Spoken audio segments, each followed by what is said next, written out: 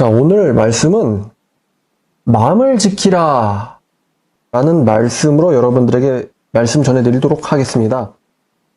본문은 잠언 4장입니다. 이 말씀이 필요하신 분들은 제일 먼저는 이단 피해자 가족들에게 필요하고요. 그 다음에는 우리 대학생 청년들에게 필요하고요. 그 다음에 우리 직장인들에게 필요합니다. 사실 모든 사람들에게 필요한 거겠죠? 마음을 지키라. 이 잠언 4장 23절인데 여러분, 잠언 성경은 시간 순서로 기록된 성경이 아닙니다. 잠언의 이 특징이, 여러분, 우리가 다른 성경 볼 때는 문맥을 통해 가지고 중심을 잡아냈잖아요. 그리고 그 문맥과 더불어서 예수님의 어떤 의도를 우리가 찾았잖아요. 근데 잠언은 핵심이 그렇지 않아요. 잠언은 솔로몬이란 한 개인의 인생이 녹아있는 말씀입니다. 그래서 솔로몬이라는 사람이 굉장히 지혜롭잖아요. 얼마나 지혜로운지 우리도 모를 정도로 지혜로워요. 자, 근데 솔로몬이라는 사람의 전 인생이 이 잠언에 녹아 있습니다. 그래서 잠언 성경은 때때로 한 구절이 엄청난 통찰력을 우리에게 주기도 합니다. 통찰력. 이 잠언 성경이 우리에게 통찰력을 주는데 그 중에 한 말씀이 바로 잠언 4장 23절 이 말씀입니다. 모든 지킬 만한 것 중에 더욱 내 마음을 지키라. 생명의 근원이 이에서 남이니라 라고 얘기합니다. 자, 여러분, 솔로몬이 이렇게 말했어요. 지킬 만한 것 중에 라고 얘기했습니다. 처음에. 여러분 인생에서 지킬 만한 게 무엇입니까? 아직 약간 이 말을 논하기가 이른가요? 여러분들 인생에 여러분들이 여태까지 그래도 내가 살면서 그래도 뭔가 이뤘다, 해냈다, 내가 그걸 갖게 되었다. 그게 뭘까요? 혹시 막 생각이 딱 드세요? 내가 지킬 만한 거 이거야. 뭐 가족과의 화목도 있을 수 있겠죠? 세상 사람들의 기준에서 지킬 만한 것이 뭘까? 가장 첫 번째는 돈일 것 같습니다. 재산을 지켜야지. 여러분, 소방관들이 뭘 하죠? 경찰관들이 뭘 하죠? 국민의 생명과 재산을 지키는 일을 합니다. 국민의 생명과 재산을 지키는 일. 그럼요, 돈 지켜야죠. 우리의 삶의 노력은 뭘로 완산됩니까? 돈으로 완산됩니다. 돈 지켜야죠. 중요합니다. 그런데 요즘 사람들은 돈을 모으는 데만 이렇게 삶의 목적이 있는 것 같다는 생각이 들어요. 돈은 쓰는 데 의미가 있습니다. 제 생각엔 그래요. 근데 돈을 모으는 데만 요즘 사람들은 관심 있는 것 같아 보여요. 내가 왜 존재하는지, 뭘 왜 살아야 되는지, 뭐를 기뻐하는지, 내가 어떤 걸 할 때 보람을 느끼는지, 타인과의 관계는 어떻게 유지해야 될지, 이런 것보다는요, 내가 어떻게 하면 돈을 많이 모으는가, 이런 데만 관심 있는 것 같아요. 두 번째, 지킬 만한 것이 있다고 한다면 또 하나가 있는데 바로 명예라고 생각됩니다. 명예를 지켜야죠. 사람들이 살아서 쌓아 올리는 것 중에 명예가 정말 중요합니다. 어떤 사람들은 명예를 잃었다고 또 자기 목숨을 버리는 사람도 있어요. 남자는 뭐 자기 명예에 목숨을 건다고 뭐 그런 말을 하는 사람도 있고요. 자, 명예 중요합니다. 사는 데 있어서 평판, 명성 중요하죠. 또 이제 나이가 들면 이런 사람도 있을 수 있습니다. 건강이 제일이지. 그죠? 건강, 맞아요. 건강은 있을 때 지켜야죠. 자, 근데 많은 사람들을 상담을 해보고 또 많은 청년들을 만나보고 느낀 것이 있는데 지켜야 될 것 중에 하나가 있는데 그게 바로 뭐냐면요. 마음입니다. 마음을 지키라. 이게 말이 어렵잖아요. 이것을 여러분들이 쉽게 이해할 수 있는 말로 바꿔서 말하면요. 바로 열정과 의지를 지켜야 됩니다. 열정과 의지. 여러분, 아무리 덩치가 크고 힘이 센 사람도 열정을 잃어버리면은요, 죽은 사람과 같습니다. 여러분, 아무리 고래가 덩치가 커도 생명이 없으면 바다에 떠다녀요. 솔로몬이 그렇게 말했죠? 생명의 근원이 어디서 납니까? 마음에서 난다 그랬어요. 그렇기 때문에 지킬 만한 것보다도 더욱더 네 마음을 지켜라. 왜? 솔로몬이 얼마나 많이 가졌겠습니까? 부와 명성과 지혜와 가질 거 다 가졌죠? 근데 그 솔로몬이 하는 말이 지킬 것들보다도 더욱 지켜야 될 것이 있는데 그게 바로 네 마음이라는 거예요. 어쩌면 솔로몬의 입장에서 지킬 만한 것은 나라일 수도 있겠습니다. 왜냐하면 그 사람은 신분이 왕이기 때문에. 근데 그 사람이 지키라고 했던 건요, 다른 게 아니라 마음을 지키라고 해요. 여러분, 열정과 의지가 불타면 무슨 일이든 할 수 있습니다. 포기하지 않는 사람은 무슨 일이든 할 수 있습니다. 포기하지 않는 사람은 마치 물고기가 강을 거슬러 치고 올라가는 것과 같습니다. 아무리 작아도, 아무리 자기의 모든 환경이 나를 반대해도요, 환경을 거꾸로 거슬러 올라가서 승리할 수 있는 것입니다. 이룰 수가 있어요. 물고기에게는 자기를 거스르는 모든 물방울들이 다 환경이죠. 그러나 의지와 열정이 있다면 반드시 올라가고 마는 것입니다. 여러분, 청년들도 그래요. 제가 오늘 이 말씀을 준비하면서 이거 누가 들어야 되냐? 피해자 가족이 들어야 된다고 말을 했어요. 제가 왜 그러는지 아세요? 여러분, 피해자 가족들이 저를 찾아오는데 저를 찾아올 때 피해자 가족들의 마음이 사실 제일 중요해요. 여러분, 우리는요, 걔네들을 바꿀 수 없습니다. 그렇지 않아요? 우리는 걔네들을 바꿀 수 없어요. 여러분, 저 상담자는요, 그 사람들을 바꿀 수 없습니다. 빠진 애들을. 그러면 저는 누구에게 영향을 미치냐? 저는 저를 찾아오는 사람들한테 영향을 미칩니다. 제가 만날 수도 없고 대화할 수도 없는 사람에게 어떤 영향을 미치겠어요? 저는 저를 찾아오는 사람들에게 영향을 미칩니다. 근데 진짜 안타까운 상황이 있어요. 이게 뭐냐? 이 피해자 가족들이 열정을 다 잃어버린 거예요. 내 가족을 구하고야 말겠다라고 하는 이 열정을 다 잃어버린 거예요. 그래가지고 자포자기하는 심정으로 저를 찾아오는 거예요. 이런 상황에서 저는요, 아무것도 할 수가 없어요. 그런데 왜 그 사람들이 이렇게 됐는가? 한마디로 왜 다 자포자기하게 됐는가? 여러분, 이해가 안 되시겠지만 자기 가족을 포기하는 부모가 있습니다. 자기 아내를 포기하는 남편이 있고요. 자기 엄마 아빠를 포기하는 자식들이 있어요. 그것도 상당히 많아요. 자식을 포기하고 아내를 포기하고 부모를 포기하는 혈족들이 상당히 많다는 것입니다. 그러면 그 사람들이 처음부터 열정을 잃었을까? 열정을 잃게 되는 어떤 과정이 있었겠죠? 요즘 청년들이 아주 심각한 게요, 마음이, 열정이 죽은 애들이 참 많아요. 그래서 여러분, 열정이 죽은 애들이 뭐에 그냥 순응하면서 삽니까? 환경에 그냥 순응하면서 삽니다. 순응이라고 하긴 좀 그렇죠? 그냥 끌려가는 대로 삽니다. 근데 여러분, 요즘 청년들이 처음부터 마음이 그랬을까요? 열정이 죽었을까요? 그건 아니란 말입니다. 저는 이렇게 표현하거든요. 아, 이 사람 마음이 무너졌구나. 여러분, 마음이 무너져버린 사람들이 굉장히 많습니다. 청년들이 마음이 무너져요. 여러분, 마음이 무너지면 그 결과로 여러분 뭘 합니까, 사람들이? 청년들이 뭔가 열정이 있었다. 그 열정이 다 깨졌어요.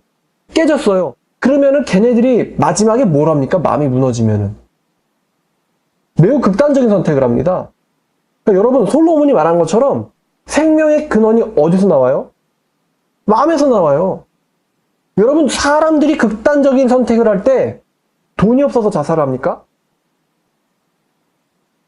사람들이 극단적인 선택을 할 때 몸이 아파서 자살합니까? 그것도 원인이 될 수 있겠지만 궁극적인 원인, 근본적인 원인은 마음의 붕괴입니다. 마음이 붕괴됐기 때문에 극단적인 선택을 하는 거예요. 그래서 우리가요, 지킬 만한 것들 중에서도 정말로 마음을 잘 지키는 방법을 터득해야 됩니다. 그게 인생의 중요한 점이라고 저는 생각 들어요. 마음을 지켜야 된다. 그럼 어쩌다 가족들이 절망에 빠졌을까? 어쩌다 청년들이 절망에 빠지게 될까? 어쩌다 직장인들이 절망에 빠져서 사회가 이끄는 대로 죽은 고래처럼 끌려다닐 수밖에 없을까? 여러분, 사람이 처음엔 누구나 열정이 있습니다. 처음부터, 아기 때부터, 태어날 때부터 마음이 무너진 상태로 태어나는 사람들은 없어요. 여러분, 쇼핑할 때 애기들을 보세요. 한 3살, 5살, 6살짜리 애들을 보세요. 걔네들이 여러분 마음이 무너져가지고 과자요? 묻지 마세요. 지금 생각 안 나요. 여러분, 애들이 그럽니까? 부모는 그럴지라도 애들은 안 그래요. 애들은. 누구나 처음에는 이 마음이 세워진 상태에서 열정을 가지고 삽니다. 애들 때부터요. 그럼 어쩌다 그 열정이 무너지게 될까? 이런 피해자 가족들이 처음부터 모르겠어요. 못할 것 같아요. 여러분, 청년들이 처음부터 제 꿈이요? 모르겠어요. 못할 것 같아요. 이러지 않습니다. 제가 잘 보니까 마음이 무너지는 과정이 있다는 것입니다. 그러면 마음이 어떻게 무너지느냐? 잘 보니까요. 가장 중요한 원인 중에 하나가 반복되는 실패입니다. 반복되는 실패가 사람을 절망에 떨어뜨립니다. 한 번 실패한 사람이 절망에 빠지지 않아요. 반복되는 실패가 사람을 절망에 떨어뜨립니다. 서서히. 반복되는 실패가 사람의 마음을 무너뜨린다는 것입니다. 마음이 무너지면 아무것도 할 수 없습니다. 자, 그러면 여러분, 우리가 이 반복되는 실패가 사람을 절망에 떨어뜨린다. 우리가 그럼 여기서 어떻게 대응을 해야 되죠? 도전이라는 기회는요, 항상 있는 건 아닙니다. 문제는요, 환경이 제공되지 않는다기보다는 그 사람의 마음을 잃어버려요. 마음을. 그럼 우리는요, 인간적으로, 인본적으로 이렇게 생각할 수 있어요. 내가 한 번 실패했는데, 그럼 내 마음의 열정이 예를 들어 100이라고 했을 때, 내가 한 번 실패를 경험해가지고 열정이 80으로 떨어졌어요. 근데 그 다음번에 또 실패를 경험하면 열정이 60으로 떨어질 수 있습니다. 자, 그럼 우리는 이때 어떻게 접근해야 되냐? 내가 한 번 실패했을 때, 왜 실패했을까? 성급히 도전하기 전에 생각해 보는 거예요. 왜? 반복되는 실패를 경험하지 않기 위해서입니다. 피해자와 대화를 시도할 때 이 대화가 성공적이지 않은 경우가 태반입니다. 그러면 내가 왜 대화를 실패했을까? 대화의 실패의 원인, 소통의 실패의 원인을 찾아야 돼요. 근데 찾지 않고 또 대화를 시도하면은 또 싸웁니다. 그럼 싸울 때마다 뭐가 깨집니까? 관계가 깨져요. 내가 아무리 사랑하는 사람이지만 사랑하는 사람에게서 욕을 들어봐요. 그럼 내 마음이 깨지기 시작합니다. 마음이 다 깨지면은 다시는 제 얼굴조차 보기 싫어요. 가족이지만. 마찬가지로 우리가 한 번 도전할 때 실패하면 에이, 그 다음에 또 하면 되겠지 하지만 반복되는 실패는 사람을 절망으로 빠뜨립니다. 소위 슬럼프에 빠진다고 하죠. 그럼 우리는 그때 어떻게 해야 되냐면은 실패의 원인을 무언가를 시도하기 전에 미리 생각해보고 신중하게 접근해야 돼요. 신중하게 다시 시도해봐야 됩니다. 자, 그 다음에 두 번째, 사람을 절망에 빠뜨리는, 마음을 무너뜨리는 원인이 있는데 그게 두 번째가 뭐냐면요. 환경이에요. 환경. 내가 사는 동네의 환경. 그리고 제일 중요한 우리의 가족들의 환경. 또 제가 보니까 자식 입장에서 한번 얘기해 볼게요. 우리 부모라고 해서 애들한테 유익하진 않더라고요. 보니까 어떤 가족은 부모가 애들을 죽여놓는 가족이 있어요. 어떤 가족은 부모가 애를 교만하게 만들어 놓는 가족이 있어요. 유교 문화이기 때문에 어른 말은 무조건 옳다라고 애들한테 슥 이렇게 세뇌가 돼 있는데 그렇지 않다는 것입니다. 이거를 증명하는 방법은 되게 간단해요. 여러분, 모태 사이비들이 있어요. 다시 말하면 누구를 잘못 만난 거죠? 부모를 잘못 만난 거예요. 그럼 부모가 원하는 게 뭡니까? 열심히 공부해서 성공해가지고 나라에 이바지하는 거예요? 아니면 사이비 조직에 충성하는 거예요? 사이비 조직에 충성하는 거예요. 그건 애국도 아니고요. 하나님 나라를 위한 것도 아닙니다. 명백하게 잘못된 겁니다. 근데 그거를 양 부모가 바라고 있는 가정에 애들이 있습니다. 그러면 생각해보세요. 응애 할 때 젖 먹여주고 가치관을 형성해주고 놀아주고 학교 보내주고 밥 먹여주고 힘들 때 달래주고 이거를 해준 사람들이 10년 넘게 나랑 동행했던 사람들이 사실 내게 해악을 끼치는 사람이었다니. 이거를 인정하고 부모를 제대로 분별한다는 거는요, 애한테는 거의 불가능에 가깝습니다. 자기가 틀렸다라는 것을 인정하는 것보다 더 힘들 것 같아요. 우리 부모가 틀렸었다니라는 게. 그래서 부모와 같이 멸망으로 갑니다. 우리는 또 우리 친구들이라는 환경이 우리를 또 억압할 때가 있습니다. 친구를 누구를 만나냐에 따라서 달릴 애가 날기도 하고요. 걸을 애가 뛰기도 합니다. 근데 친구를 잘못 만나면요, 날 수 있는 애가 가만히 앉아 있어요. 야, 네가 뭘 하겠냐? 이런 말을 쓰는 친구들이 옆에 포진돼 있다고 해봐요. 내가 뭔가를 한다고 할 때 친구들이 그거를 보고 비웃어요. 웃으면서. 이런 친구를 만나면요, 또 안 돼요. 자, 그러면 환경이 여러분을 통제합니다. 알고 계세요? 우리 인간은요, 짐승 같아서요, 환경에 영향을 받습니다. 환경에 영향을 받아요. 그렇기 때문에 환경이 암울하면요, 필히 그 사람도 암울해지기 마련입니다. 자, 그러면 우리는 어떻게 해야 될까요? 내가 그 환경을 지배할 수 없다면 그 환경으로부터 일시적으로 이탈하는 것도 지혜입니다. 무슨 말인지 아시겠죠? 그 환경이 나를 우울하게 만든다면 그 환경으로부터 나를 이탈시키는 것도 지혜입니다. 내가 집이 있는데 그 집에 아빠가 알코올 중독자예요. 엄마는 마음이 무너진 사람이에요.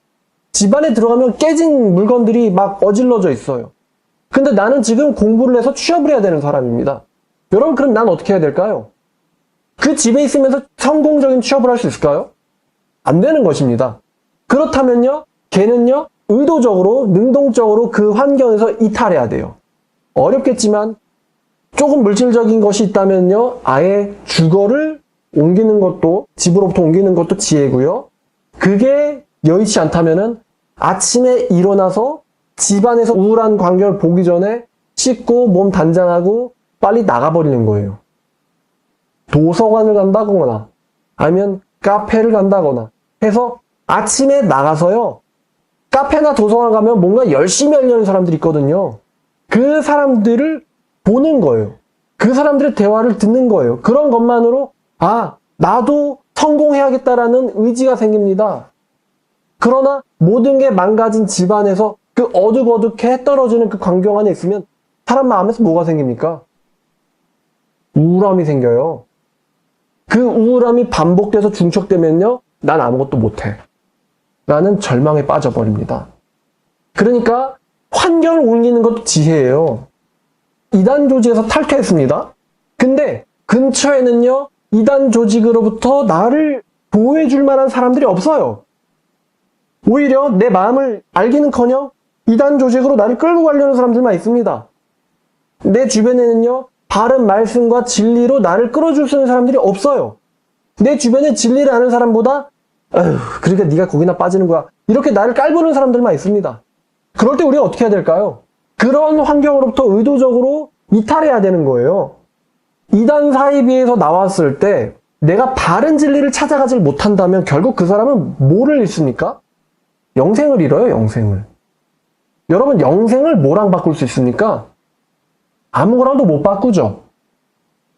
아, 이 환경 벗어나기 싫다고 머물렀다가 목숨을 잃는 경우가 많습니다. 여러분, 롯의 처가요, 소돔에서 뭘 얻습니까? 생명을 얻어요? 사망을 얻어요? 사망을 얻어요. 거기가 아무리 좋다고 해도 거기로부터 뭘 해야 됩니까? 살려면은 이탈해야 되는 거예요. 여러분, 갈대아우르, 거기 아브라함이 눌러앉았으면 뭘 얻었겠습니까? 아브라함도 사망 얻었을 거예요. 여기엔 내 어렸을 적 과거가 있어요. 여기는 내 경험이 있어요. 내 친구들이 있어요. 내 가족들이 있어요. 그렇다 할지라도 야, 이 환경 좋지 않다. 그래서 하나님 뭐라 그러셨죠? 네가 사는 땅으로부터 나와라. 약속을 주겠다. 그러니까 아브라함이 그 말 듣고 나왔어요. 이런 비유가 얼마나 성경에 많아요.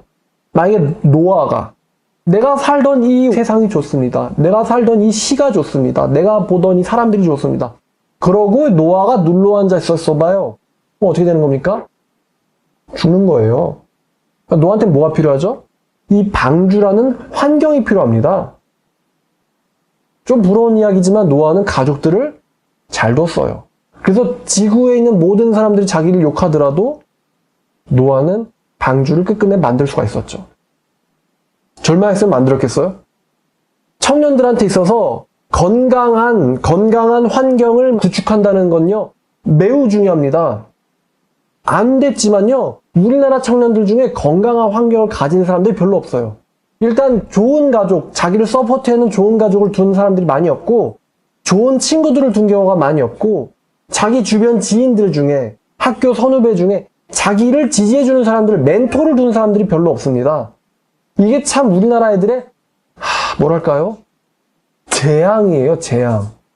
그리고 또 하나 더, 청년들이요, 나이만 19세 넘었지요, 나이만 성년이지요, 자기가 환경을 극복할 수 있는 의지와 지혜를 가진 청년들이 또 참 적다는 거예요.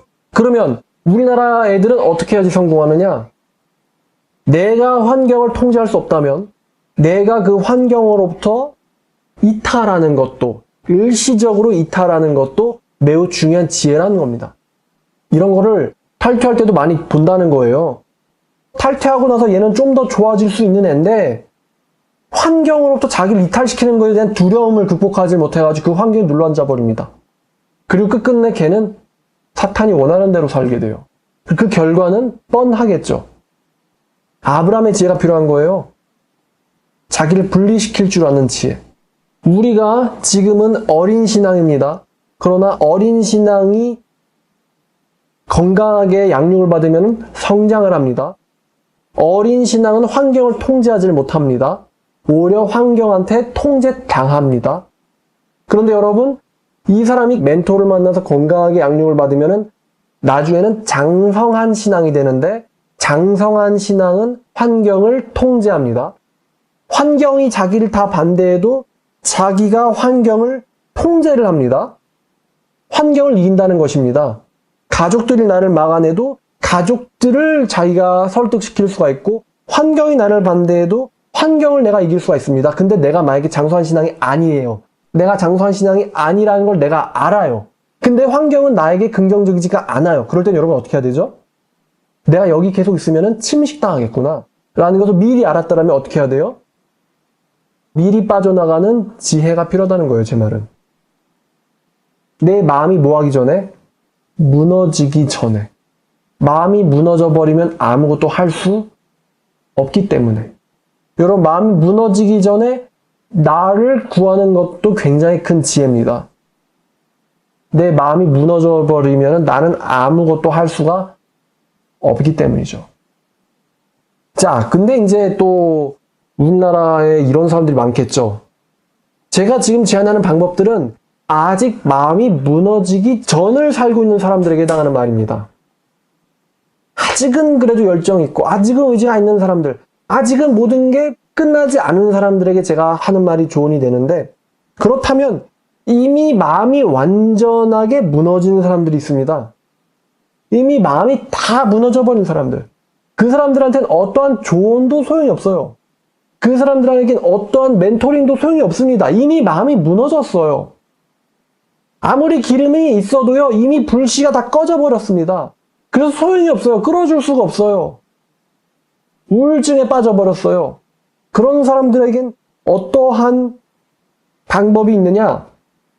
제가 보니까 이미 마음이 무너져 있는 사람들한테는 세속적인 방법으로는 답이 없습니다.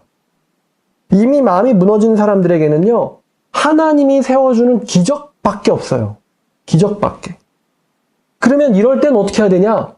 하나님한테요, 여러분 매달려야 되는데요, 하나님한테. 여러분, 하나님에게 매달리는 건요, 자존심 상하고 쪽팔린 일이 아닙니다. 왜냐? 하나님은 우리의 부모이기 때문입니다. 갓난아기가 엄마에게 의지한다는 것을 쪽팔리다고 생각하는 사람은 아무도 없습니다. 근데 갓난아기가 쪽팔린다고 엄마에게 의지하지 않겠다고 하면요, 걔는 죽게 돼요. 우리가 아무리 성년일지라도 하나님은 우리의 부모이기 때문에 매달려야 되는데, 매달릴 때 뭐를 하면 안 되느냐? 계산을 하면 안 됩니다. 다시 말하면 하나님께요 희생과 헌신을 하고 붙잡아야 되는데 이 희생과 헌신을 할 때 뭘 하면 안 된다? 계산을 하면 안 된다는 거예요. 에스더가 그랬던 것처럼 죽으면 죽으리라 하는 마음으로 순수하게 매달려야 됩니다. 하나님께 희생과 헌신을 하되 되돌려받기를 기대하지 말고 해야 된다는 거예요. 그러면 기적이 일어날 수 있습니다. 우리 하나님은 아버지이기 때문에 자기에게 필사적으로 계산기를 굴리지 않고 매달리는 필사적으로 매달리는 자녀에게 하나님은 분명히 역사를 하시리라고 저는 생각합니다. 여러분, 마음이 무너지면 안 된다. 마음을 지켜야 된다. 열정을 지켜야 된다. 여러분, 열정의 원동력이 어디서 나올까요? 지금 여태까지 제 말과 제 설교는 그나마 마음에 열정 있는 사람들에게 대한 말이었는데 사실 진정한 마음의 열정은 어디서 나올까요? 요엘서 2장에 보면 답이 있습니다. 요엘서 2장 28절입니다. 그 후에 내가 내 영을 만민에게 부어주리니 너희의 자녀들이 장래를 말할 것이며 너희의 늙은이는 꿈을 꾸며 너희의 젊은이들은 이상을 볼 것이며 그때에 내가 또 내 영을 남종과 여종에게 부어줄 것이며 내가 이적을 하늘과 땅에 베풀리니 곧 피와 불과 연기 기둥이라. 자, 내가 말세에 내 영을 만민에게 부어줄 것인데 너희의 자녀들은 예언할 것이며 늙은이들은 꿈을 꾸며 젊은이는 비전을 본다고 했어요. 어린애는 예언하고 늙은이는 꿈을 꾸고 젊은이는 비전을 본다. 굉장하죠? 늙은이는 죽어야 되는데 늙은이가 뭘 봅니까? 꿈을 꾼다고 합니다. 젊은이는 좌절해야 되는데 젊은이가 뭘 봅니까? 비전을 본다고 합니다. 애들은 뭐래요? 예언을 한다고 했습니다. 여러분, 정말 진정한 열정은 어디서 나오느냐? 성령에게서 나옵니다. 인간적인 열정이 있고 성령이 주시는 열정이 있습니다. 인간이 가진 열정은 환경에 지배를 당할 수 있고 환경에 의해서 무너질 수 있습니다. 그러나 성령이 주시는 열정은요, 지배당하지 않습니다. 성령이 주시는 열정은요, 모든 세계를 통제할 만큼의 힘이 있습니다. 여러분, 이런 예가 얼마나 많이 나옵니까? 여러분, 인간의 열정이 무너졌을 때 얼마나 유리조각 부서지듯이 와르르르 무너져가지고 사람이 좌절하고 우울하고 죽게 될 정도로 그거를 우리는 주변에서 쉽게 봅니다. 그렇지 않나요? 주변에 쉽게 봐요. 그런데 성경에서는 성령이 주시는 열정이 얼마나 강력한지도 우리는 쉽게 봅니다. 방금 예를 들었던 노아가 그랬죠. 모든 전 지군이 자기를 조롱했어요. 무너졌습니까? 안 무너졌죠. 모세가 그랬습니다. 애굽 왕이 나를 죽이겠대요. 그래서 모세가 포기합니까? 포기 안 합니다. 모세의 후임이 누구죠? 여호수아예요. 이제부터 내가 들어가야 될 땅에는 나를 대적하는 적군만 있습니다. 여호수아가 포기합니까? 포기 안 합니다. 여러분, 사사들이 여호와의 신이 함께할 때 사사들이 포기합니까? 포기 안 합니다. 또 누가 그렇죠? 다윗 어때요? 다윗과 하나님의 영이 함께할 때 다윗이 힘들다, 사울 왕이 나를 죽이려고 한다, 못 살겠다, 우울증 걸렸다, 나 조울증 환자 같다, 포기합니까? 다윗 왕이 포기합니까? 포기 안 합니다. 사도들을 죽이려고 했던 사람이 얼마나 많습니까? 사도 베드로를 박해했던 애들이 누구죠?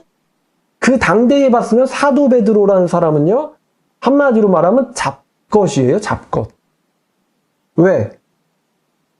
이 당시의 지도자들이 누굽니까?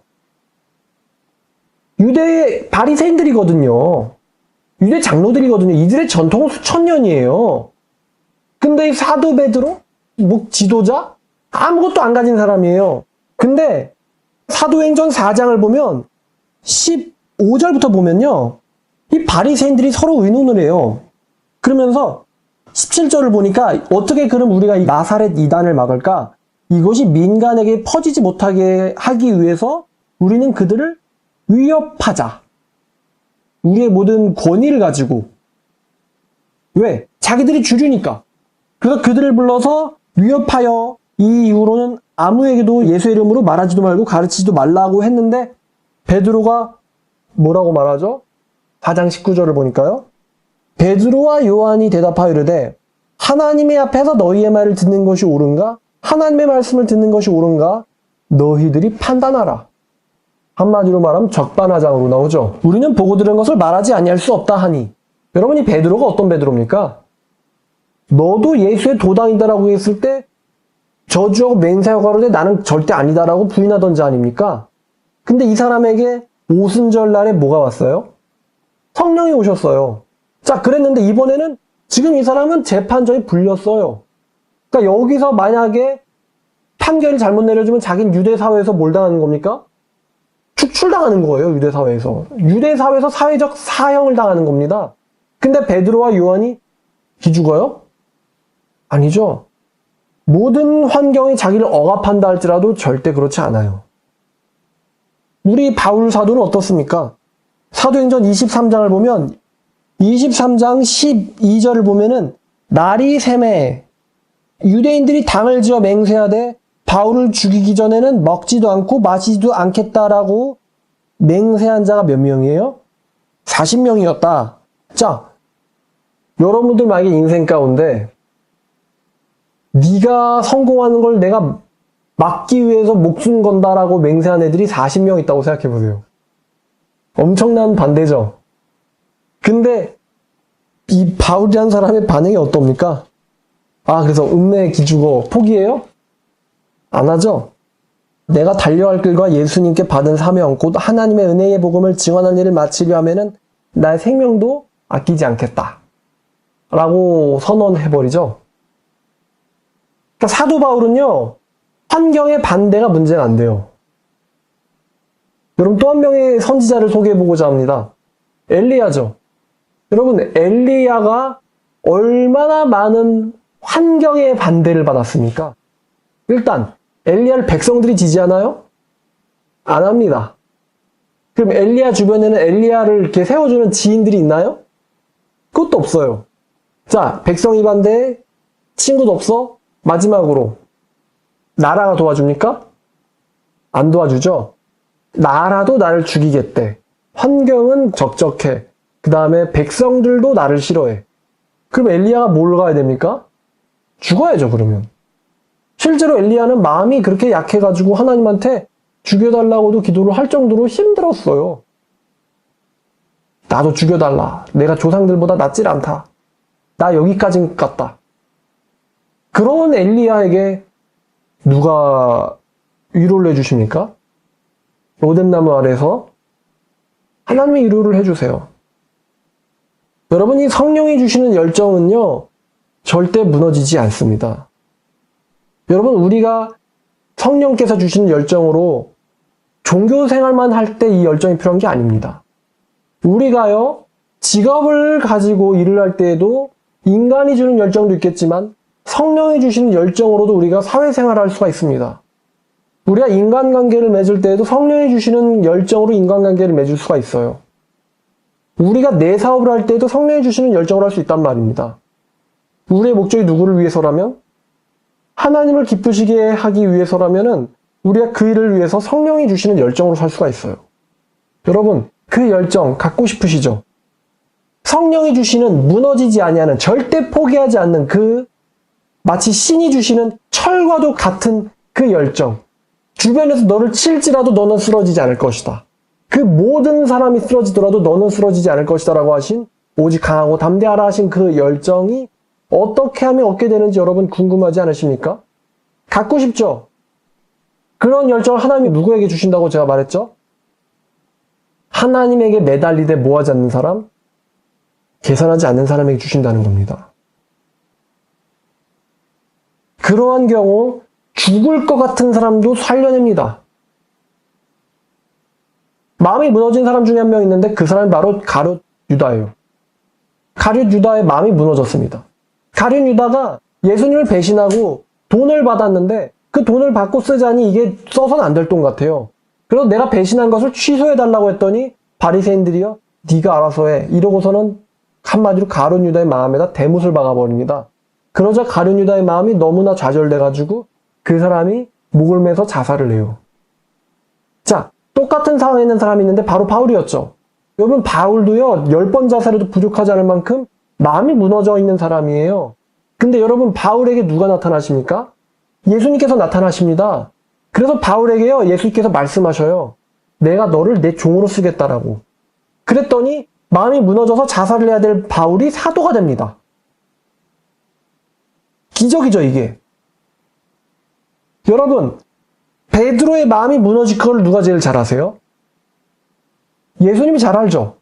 그래서 누가복음에서 그렇게 말씀하신 거예요. 사탄이 너를 밀가부르듯 하려고 너를 요청했다. 그러나 내가 네 믿음이 떨어지지 않게 기도했으니 네가 회심한 후에는 다른 형제들을 굳게 해주라라고 합니다. 그럼 여기서 네 믿음이 떨어지지 않게 하려고 기도했다. 믿음이 떨어졌다는 게 뭘 얘기하는 거죠? 네 마음이 완전히 무너져서 정신이 붕괴되지 않게 하려고 기도하셨다는 거예요.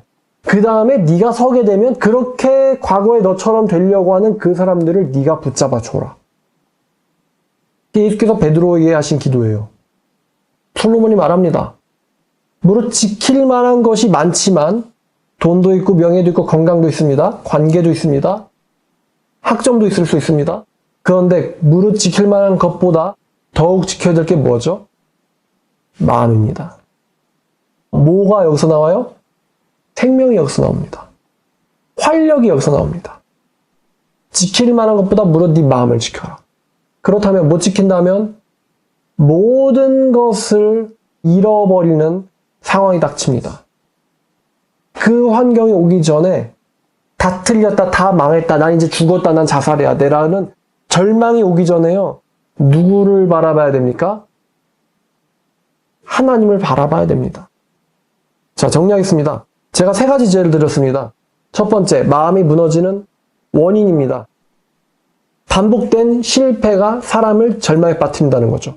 반복된 실패를 경험하기 전에 내가 왜 실패를 하고 있는지 신중하게 생각해보고 다시 재도전하라는 겁니다. 두 번째, 중요하죠. 환경이 사람을 절망에 빠뜨린다는 겁니다. 환경을 통제할 수 없다면 환경으로부터 이탈되는 지혜도 필요하다는 거죠. 그 환경에 머물러 있다가 내 마음이 붕괴되는 것보다는 차라리 몸이 좀 힘들더라도 그 환경에서부터 나와 있는 것이 훨씬 좋습니다. 마지막으로 마음이 다 무너졌을 때 그 마음을 기적적으로 소생시키는 분이 누구라고요? 성령님입니다. 성령님. 성령님만이 우리에게서 끊임없는 마음의 열정을 주십니다. 그 열정 어떻게 하면 받죠? 하나님께 순수한 마음으로 매달릴 때 받습니다. 여기 있는 저와 여러분 모두 끊임없는 하나님의 열정으로 하나님의 귀한 일들과 나라에 애국하는 저와 여러분들 되기를 주님의 이름으로 축원합니다. 기도하겠습니다. 하나님 아버지, 오늘 말씀 나눴는데 무릇 지킬 만한 것보다 네 마음을 지키라는 말씀이었습니다. 아버지, 정말로 우울증에 앓고 있는 청년들이 많이 있고 또 좌절하고 있는 가족들이 많이 있는데 주님께서 그들에게 지혜를 주시고 다시 한번 소생할 수 있는 힘과 기회를 주시옵소서. 예수님의 이름으로 기도드렸습니다. 아멘.